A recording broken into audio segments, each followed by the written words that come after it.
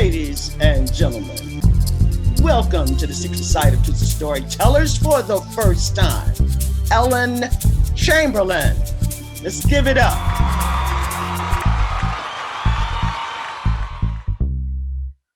You know, I always came up looking at myself and kind of crafting my ideas about women and womanhood and what it meant to be a woman through the lenses of the men in my life.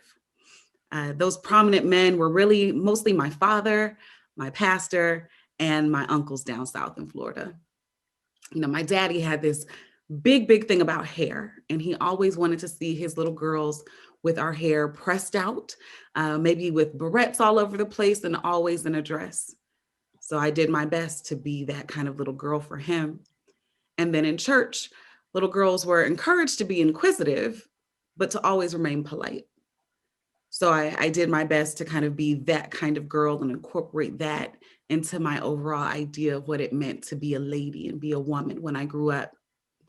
Now, the highlight of every year for me was going down south to Florida to visit with my mom's side of the family.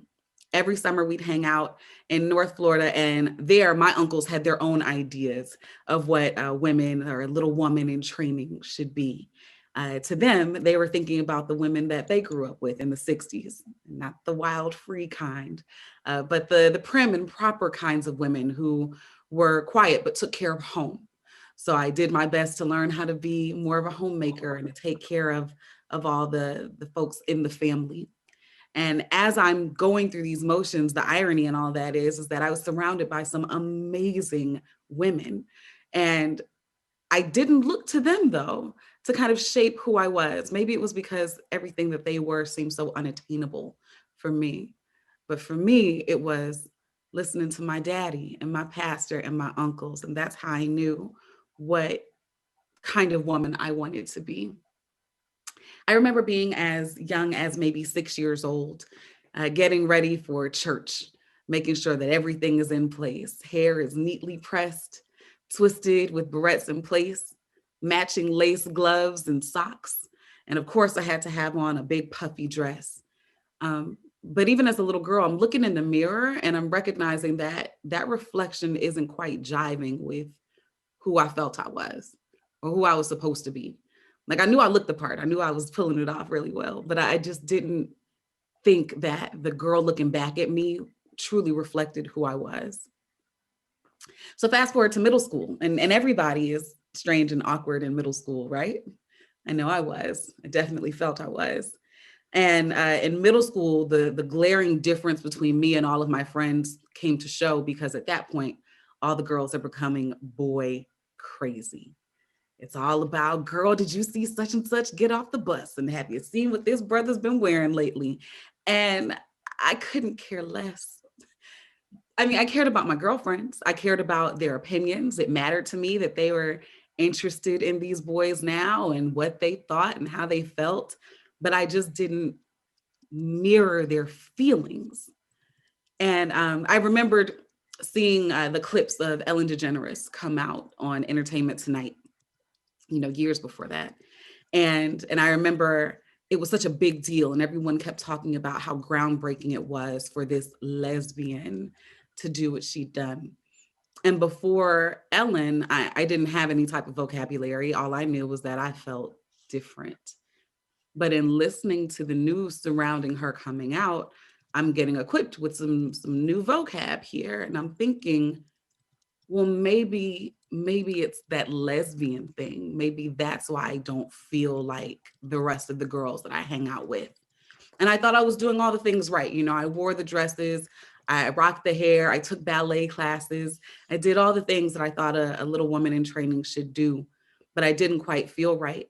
And as I'm being exposed to this word lesbian, I remember freaking out because can one be a lesbian and a woman at the same time? And I didn't know. So in my adolescence, I did the thing that I thought I had to do. I needed to get a boyfriend.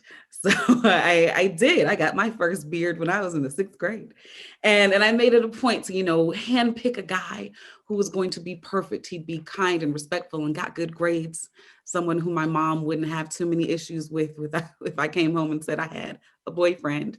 But he wasn't going to be too aggressive like some of the mannish boys I went to school with. He wouldn't expect to hold my hand or to have kisses, because that was nothing that was on the menu for me. What I cared about was making sure that I seemed as normal as possible, making sure that I fit in with my cliques at school.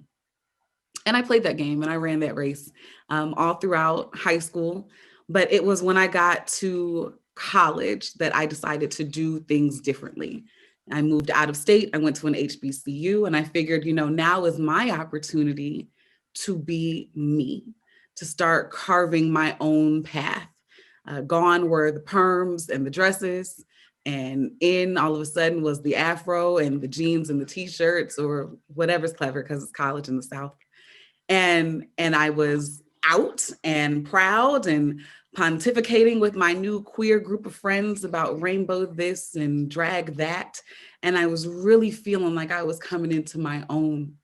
And then I remember one day on campus, some brother walks right by me and I'm just struck by this man.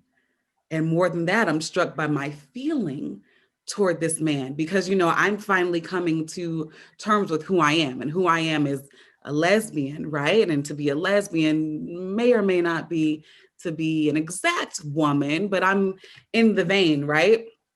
But now I find myself with a closeted crush on a man and I'm bugging out about it because what does that mean? Can I be a lesbian with a crush on a man? Is my womanhood compromised if I'm the dreaded B word? My village growing up didn't have too much to say about lesbianism. I never really heard that word, but I knew about the bisexuals. And what I had been taught was that bisexuality wasn't real. And that if you met anybody who claimed to be bisexual, chances were that they were either greedy or confused.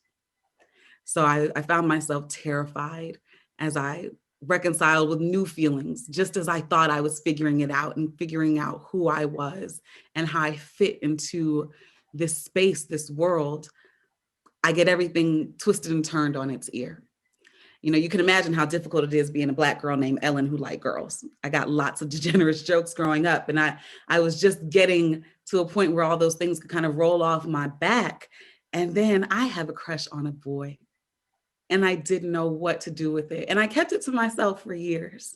It actually took me until I was probably deep into my 20s to really start to accept myself for who I am and to recognize that as much as I love words, all things don't require definitions to exist.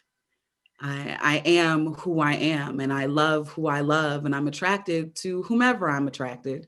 And that doesn't compromise or shift my proximity to womanhood, because what I was able to learn about myself with just some patience and some grace and a lot of stub toes on the path was that I am a woman, and I am simply because I say so. Thank you.